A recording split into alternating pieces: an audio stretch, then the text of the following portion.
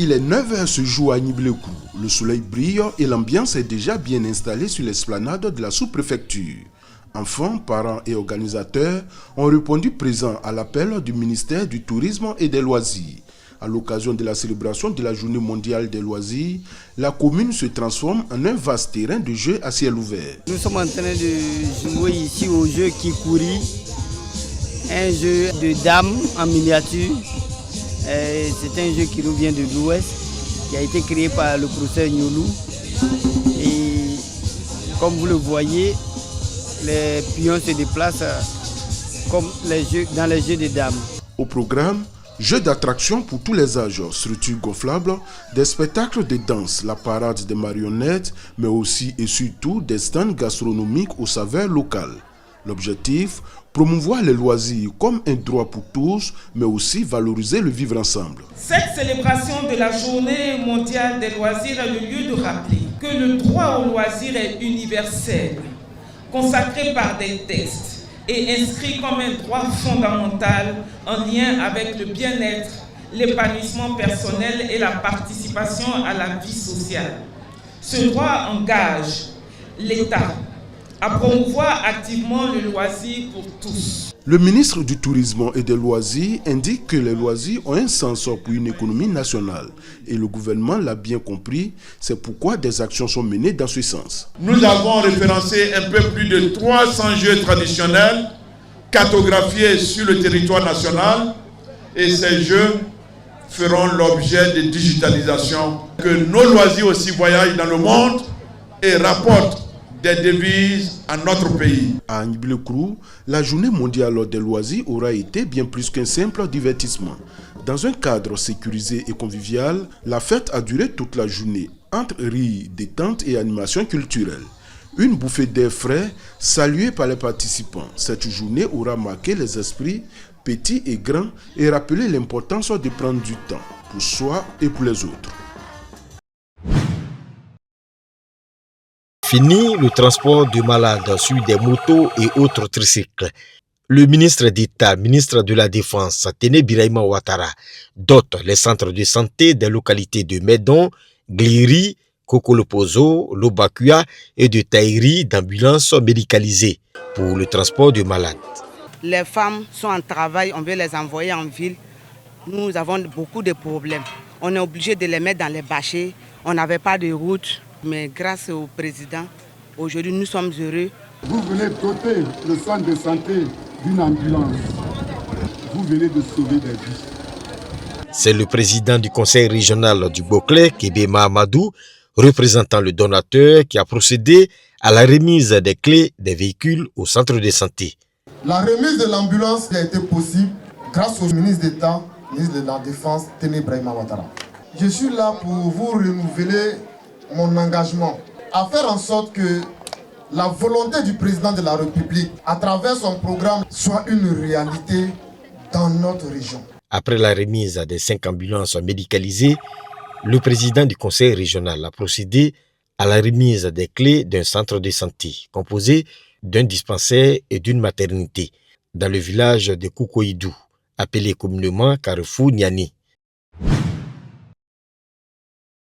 Face à leurs cadets du lycée Fouette-Boigny de Korogo, des polytechniciens, des universitaires, des élites de la santé, des géomètres, experts et des enseignants. Tous ont fait les beaux jours de ce prestigieux établissement. Ces anciens rêvent grands pour leurs cadets, faire d'eux des champions nationaux. C'est le début d'une aventure.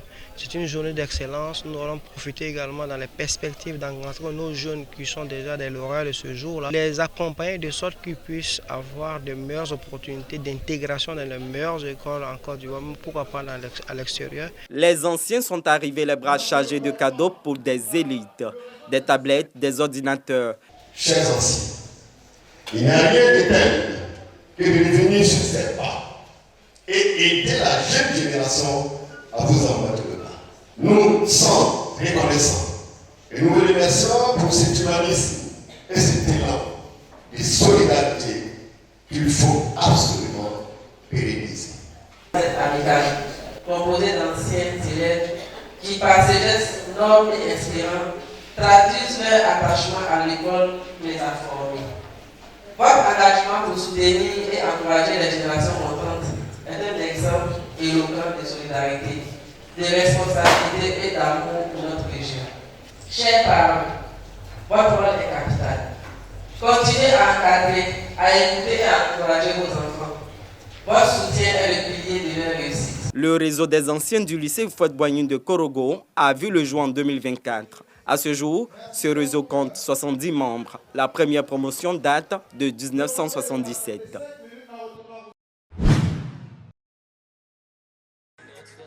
Esplanade de la sous-préfecture de Frouna, lieu choisi pour la rentrée sous l'année de la mutuelle des institutrices de la dite sous-préfecture.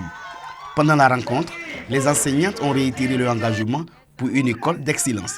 La cérémonie vise à présenter le programme d'activité de l'année en cours, définir les projets à court et long terme, mettre en lumière l'importance de l'éducation et du rôle fondamental des institutrices dans le système éducatif ivoirien. Nous avons créé cette association pour mettre en place une organisation d'entraide entre femmes éducatrices de Frona, Onandieka, Darakoka, Timbe, Kofisioka. L'inspectrice de l'enseignement préscolaire primaire de Frona, qui salue l'impact de la mutuelle mettant en avant la nécessité d'une union forte pour atteindre les objectifs de l'excellence. Chères dames mutualistes, je vous demande de rester soudées, de vous soutenir mutuellement. C'est important.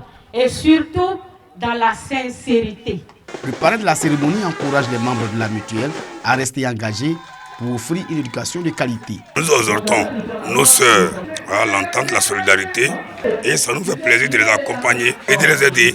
En marge de la cérémonie, d'autres activités associées ont eu lieu, notamment des dons de kits d'accouchement dans les centres de santé ruraux de la sous-préfecture de Frouna et 2 conférences publiques sur les thèmes l'utilité de l'extrait de naissance dans la scolarisation des enfants et l'utilisation des produits phytosanitaires dans l'agriculture, des thématiques qui rappellent le rôle essentiel des enseignantes en tant que pédagogues, éducatrices et conseillères.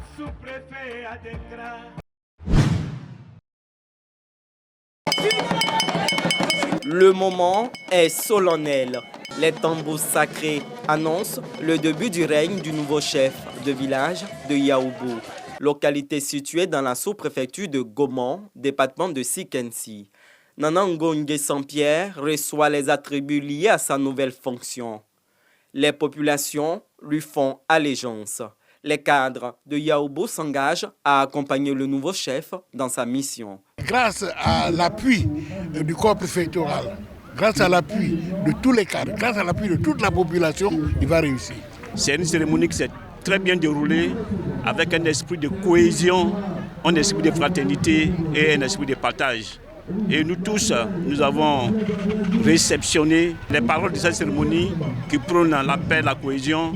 Le nouveau chef Nana Ngongé Saint-Pierre est investi par le ministre conseiller du président de la République, Albert Mabré-Touakeus, parrain de l'événement. Le chef de village est le personnage central de l'organisation sociale du village parce qu'il représente l'administration où il est, parce qu'il est le trait d'union entre l'administration et vos coutumes.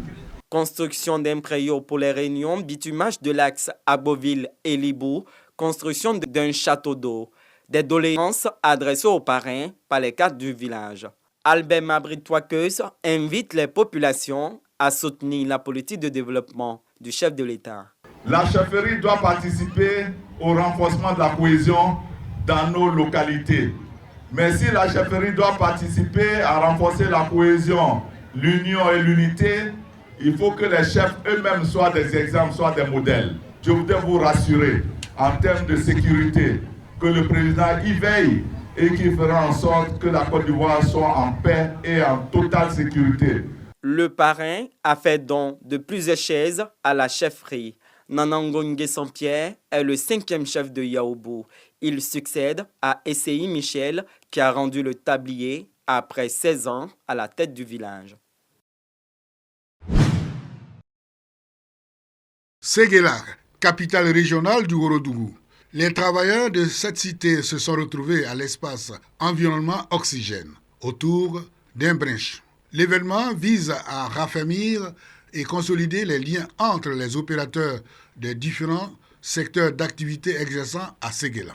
Séguéla est connu pour ses cadres, Séguéla est connu pour son or, pour son diamant, mais Séguéla doit être connu aussi pour ses prestataires, pour ses entrepreneurs, pour ces jeunes qui créent de la richesse. C'est pourquoi nous avons initié ce brunch. Mamadou Diomandé, député de Séguéla sous-préfecture, par ailleurs parrain de cette rencontre, a animé un panel sur le réseautage avec focus sur les activités commerciales via Internet et les réseaux sociaux. Je suis là pour soutenir l'initiative qui rapproche nos citoyens les uns des autres. Et je suis aussi là pour apporter ma petite pierre à la dynamique qui fait vivre la cité. Pour un coup d'essai, le brunch des travailleurs de Séguéla a donné l'impression d'un coup de maître.